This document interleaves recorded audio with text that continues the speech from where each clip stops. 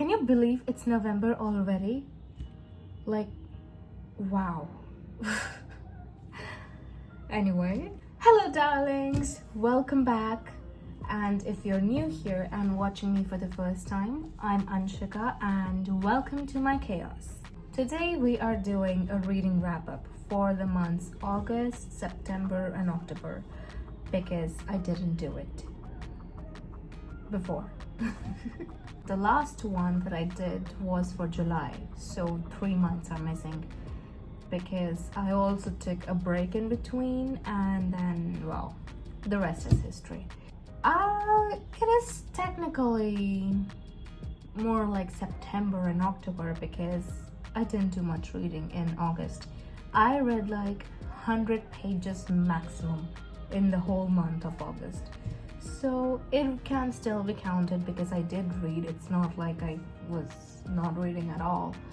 But yeah, I didn't finish any book in August. So yes, it was only September and October. I did most of the reading in October.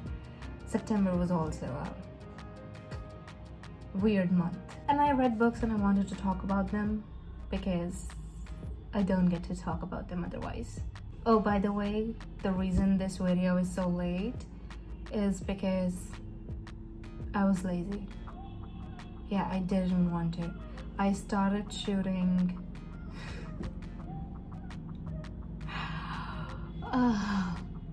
I started filming this on 1st of November because, well, that was the best day to film a video about my October reads. It was a weekend as well, but I was lazy, and after that I just kind of didn't want it.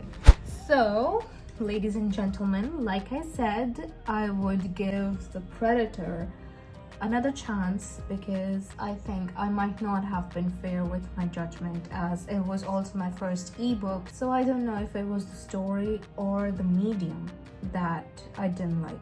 So I can now differentiate between reading something on the internet and reading an ebook. So that's an achievement. Why? Since I'm ready today, my equipment isn't. Of course I can't film without something going wrong. Yes, so I have a more objective view of the novel The Predator by Runyx. So yes, let me just take out my notes. Yes, I did that. I prepared notes while I was reading because I know I would forget something. Yes, so it was basically that the story was okay. Nothing groundbreaking, but still, it was okay. So the plot can be considered good with an unexpected backstory. So yes, that was the good bit, okay? The backstory. In fact, that was the only thing I enjoyed in the entire book. Anyway, I appreciate descriptions. Like, the author wants you to feel each and everything, you know, take in everything from setting to feelings to, physical traits, everything. So yes, descriptions are good, but there is, a point after which it becomes TMI. So that was the case with this book. Like, it was too descriptive and in fact repetitive. Okay, but let's first focus on the descriptive part. There were things called inner monologues where, something is happening and the character's thoughts and internal feelings about that certain situation are written down. They are described, and like what is going on in their head. And it is great, right? But the inner monologues in this book, Morana's inner monologues in this book, are so huge, are so descriptive that they just ended up breaking the flow of the situation. Like, an action happened and then the inner monologue started and it kept going on for eternity. before the next action happens. So there is a huge break in between, which kind of breaks the flow. I had to go back to, before the monologue to get what was actually happening. Like, what was this next step for? What did this come after? I completely forgot about it because I was in Morana's head too much. Okay, and it was like, if it's done one time, it's okay. But it was repeating again and again. The monologues, I think, should have been cut down. Not everything needs to be said at all times, because then comes the repetition. It was repeating again and again, the same thing in just different phrases and with different words. The same thing was being said. Okay, how Morana feels about Tristan, how she feels about this, how she feels about her life, how she feels about her world. Yeah, we got that the first time. Okay, we're not dumb, but still, it just kept going on and on and on and on. It ruined the experience. If not for the monologues, the story would have ended in much less pages than it actually did. And then there was one instance where the monologue was so big and repetition happened in the same monologue itself. Like what Morana thought at the start, she had the same thought towards the end. So I was like, if you're just going to think the same thing at the end, why did you have the whole trail of thoughts? Why did you make me read that? If you were just going to end up saying the thing you already said in the beginning, that didn't make any sense. Okay, so yes, the monologues, they were boring and they were annoying, and so I just started skipping it in the later chapters. Monologues are not bad, like I said. If done right, we stay a lot in Morana's head and not much in reality, it feels. So yes, it's not something I enjoy in a book, Yes, I want to know about characters, but show me some action as well. I don't want just the person describing their own thoughts again and again. Show me what's happening. Do I stick with my rating? Last time I gave it 3.5 stars. I actually want to go lower, but I'll stick at 3.5. I won't change it because I'm a generous person. So yes, I'm going to stick with the rating, even though I don't want to. Let's move on to my first time reads. Okay, so the next book is A Sky Beyond the Storm. This is the fourth and final book of the series, The Ember Quartet, and it's by Sabaa Tahir. And oh my god, I mean, this is like the perfect end to the series. Yeah, it was a roller coaster. Sometimes I'm sad, sometimes I'm mad, sometimes I'm feeling bad for someone. It was a roller coaster of emotions for me, but yes, I thoroughly enjoyed it. And yeah, so let's see what I wrote about it. Sky Beyond the Storm. Yes, characters are complex, and the situations, they are so hard to get out of. It's like an amazing thing that they actually do. The writing is great, the POVs, everything is amazing. I really enjoyed. That's why I made it to the last book. But if we talk about this book specifically, let me just tell what happens. I forgot I'm supposed to do that as well. Oh my god, the sunlight, I just noticed. I mean, will it make it a spoiler if I've already talked about it? Well, if you've not read the third book, just skip this part, okay? And I'll write the time here that you should just skip to.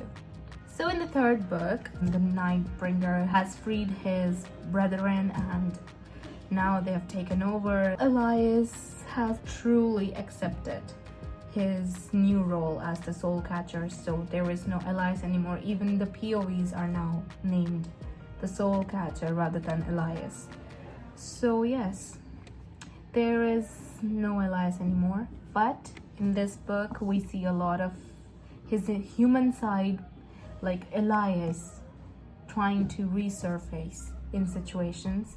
And yes, I mean, it was interesting to see the soul catchers and Elias's fight, internal fight to dominate the other one, specifically when it's related to Laya. Yes, and Helene, she finally got what she wanted, but she also paid a huge cost, which was really disheartening because it made me sad. It really made me sad. Like, why do you have to do this to her? Different characters who were divided by their status or their origins, they all come together in the end to fight against the Nightbringer and Karis Victoria. So yes, that is amazing to see how after this whole chaos of 3 books, they finally come together and join hands with one another. So yes, that was that, and Laya is so much stronger in this and very much angrier. In the first book, she was scared, okay? She was this naive girl who didn't know much about being alone and everything. Then in the second book, she starts to fight, and the fighter in her is, just getting born. Then in the third book, yes, she has accepted it and everything, but whatever happened in the third book has made her so much angrier. And yeah, we see a very fiery side of her in this book, and I really enjoyed it. What else? Then we also find out about her darkness that has been hinted through the 3 books preceding this one. So yes, we find what that is, and oh my god, I was trying to guess what it was since the beginning of the book, but what it actually turned out to be, it surprised me, because I kind of, before it was being revealed, I kind of got the hint that maybe it is that, but still, reading it surprised me. That's what I'm going to say about it. So yes, it was definitely good. One of my favorite series, definitely. So yes, but it's not all good, okay? There are things that made me do a double take. For example, there were some moments of suddenness, okay, and not in a good way. You won't actually expect it to happen in the very next line because it doesn't feel natural. The flow doesn't feel natural. Like, you won't expect this to happen just right after that. It was that sort of situation. For example, character may be saying something romantic, and in the very next line they're angry at the person they were saying romantic things to.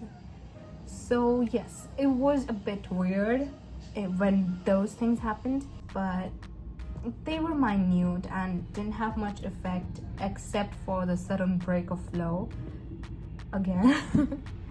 I mean, those moments could have been written in a way that felt more like a natural progression. So even if those moments are written like this, you just get sudden jerks or like, what the hell, what? This reaction.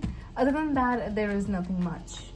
They don't destroy the story, they don't do anything else except just give you these sudden what the hell moments. One more thing is that the climax, it felt a bit anticlimactic. Okay, like, it made sense why it happened like that, but I was expecting more, and it was sort of underwhelming. So yes, that was also something that can be said that could have been done better, but the story wraps up beautifully. So yes, I'll be definitely missing these characters. Now, rating. Let's see, what did I rate it? By the way, I've already posted the ratings on my Instagram if you haven't checked it out. I rated it like its predecessors, 4 out of 5. Yeah. The next we have The Reaper by Runyx, the second book of the Darkware series, the sequel to The Predator. So let's first go over the good things, because again, the bad things are more in quantity than the good. So yes, the good things. Well, we get to see more from the characters and things that make them seem human. So yes, it was definitely a better read than the first book, but still it had its issues. Now let's go with the bad things. So the first thing that happens in, like, I guess the first or the second chapter itself, Morana's panic attack. Okay, and I mean, there was nothing wrong with panic attacks, but it was so weird because Morana had a panic attack and Tristan angered her and brought her out of it. Simple, nothing obnoxious, good for them. Okay, but just one moment later, okay, she has a breakdown again where she is crying and laughing hysterically. And guess what? Tristan angered her and brought her out of it again. So, I mean, literally on the same page. Like, it was as if the author couldn't decide whether to keep the panic attack or the breakdown, wasn't able to choose between the two, and since it wasn't needed anywhere else, she decided to write both of them because, like, why not? Well, guess what? It made no sense, okay? Because it was literally the same thing, just different reactions. Tristan did the same thing, she did the same thing in just a different way. In panic attack, her breathing stopped. In breakdown, she was crying and laughing. But the end result? Tristan angered her. Tristan brought her out of it. It was the same. So yeah, it didn't make any sense. It was weird, okay? Because if it happened at some other time, a little later, it could still have been acceptable, but literally on the same page, right after the panic attack, you have a breakdown with the same things happening. It doesn't make sense. Not to me, okay? Then every new thing that Tristan does reminds Morana of how they are connected to each other as a contrast of that action of his.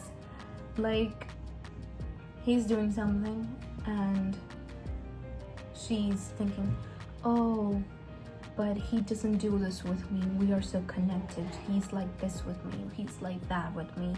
He does not do that thing with me. Every time Tristan does something new, she's thinking this. So again, repetition. Yeah. Then there were some minor inconsistencies as well. For instance, at the start of a chapter, it is said that Morana made a braid. Okay. And in the next scene, she has a ponytail because it serves the action that happened next. So it doesn't obviously change the plot, but they weren't good to have either, the minor inconsistencies. So there was that. Then one more thing, the plot twist in this one, it was so predictable. I could see it coming from miles away. It's about actually Morana's and the Reaper's connection, and it would have been so good to see some other sort of connection between them, because it would have made things interesting as to why he was helping her and why he was being good to her. But now the author chose the most obvious thing, which made sense but didn't make it interesting. So that's why it was very predictable and boring. Okay, I enjoyed it more than I enjoyed the first one. So yes, it is a good thing in my view. So I'll give it 3.5. This one is not because I'm being generous. This one is because I think it genuinely deserves the 3.5. Next is Strange Star. So this one was a very quick read. I completed this in like 3 hours. I mean, it was interesting, but it was a bit disappointing because like I had read in this video, It has ghost stories. Okay, it was so I was like, okay, it's October, Halloween, let's do something scary. So that's the intention I picked this up with, and it was not scary at all. And I found the reason of that because it turns out is a children's book. Yeah. So obviously the level of horror is going to be according to them, not according to adults. But still, it was a bit disappointing. I mean, the story is interesting. The characters are good. The writing is great. But yeah, it didn't do what I wanted it to do, which is not the book's fault, but it also kind of is. But yeah, so that's why I didn't like it that much. But what I found interesting is the fact that it's based on Frankenstein by Mary Shelley. So Frankenstein is another book that was written in the 1800s, and the characters are inspired, and this book's characters are inspired from that and very close related to it. And we also have a page at the end explaining that to us. So yes, I mean, that's interesting about it, and the story is good, the plot is good, the pacing and everything is good. It's just that it didn't have the effect I wanted it to have on me. That's the only thing I would say. And yes, so since I wasn't scared, I kind of didn't like it. So I wanted to be scared, I wasn't, so that was that. It just ends there. That was all about it. But even though it's a children's book, it is definitely a good read for someone who's just getting into reading, even as an adult. You can definitely take this up, okay? I would recommend it for new readers, the ones who want to inculcate a habit, or those who are new to English, because then it's a perfect way to start, because, well, it is an easy read, a quick read. How much do I rate this? I rate this 3.25 because, well, even though the story was good, I didn't enjoy it because I was waiting to be scared out of my mind, which didn't happen. So yes. So disappointed from Strange Star, I thought instead of looking for imaginary scary stories, why not read the book about real horrors sitting on my shelf? Behold, The Diary of a Young Girl by Anne Frank, written by Anne Frank. Okay. I actually had DNF this book when I had tried reading it 4 years ago, and since then it has been on my shelf collecting dust. Not literally, I do that to books. Sometimes I'm at such a loss of words. Yeah, so I do that. But yes, I started again and finished it, okay? And as for thoughts, well, it's better if you make your own thoughts, to be honest. I mean, this is that type of book that can only be experienced to know how it is. I mean, it's a diary entry, so not really going to comment on the writing style or the plot because it was real life. So yes, I will just say that if you know English, if you can understand English, you can read it. That's the only thing I would say. And yeah, this book definitely gives an insight into how the situation was at that time and how terrifying it must have been to be, you know, fighting to survive and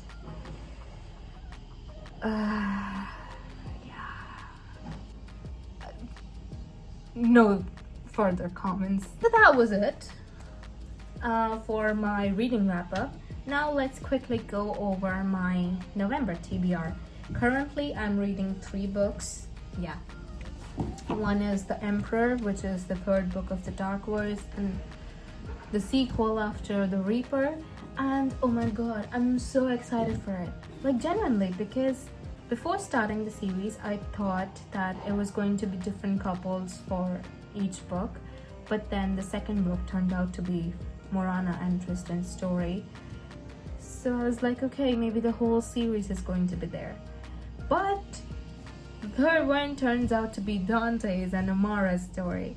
So I'm really excited about it because we get to know the backstory even more. And I genuinely like Dante in the 2nd book. Okay, his behavior, his personality, I enjoyed it. So maybe even that is the reason I'm excited for this book. And yes, I have read a few chapters and yeah, it's good so far. I'm enjoying it. And we also get to see the thing Amara says to Morana in the 1st book, like tells how Tristan said something when they were children. You actually get to see it happening in this one. So yes, it was really amazing. Yeah, so I have high hopes for the 3rd book because it has a good start so far. And yes, I mean the first 2 books, they were all in Morana's POV only, and we got the epilogue of the 2nd book in Tristan's path. But in this one we have alternating between Amara and Dante, so that is also a good thing because we get both of their story. So yeah, I'm definitely excited for it. Then the other book that I'm reading is The Guest List, and it is also so far good. I'm enjoying it. I have a complaint about it, but let's leave it for November wrap up. Okay. So I'm reading The Guest List and The Silent Patient. So yes, I'm reading that.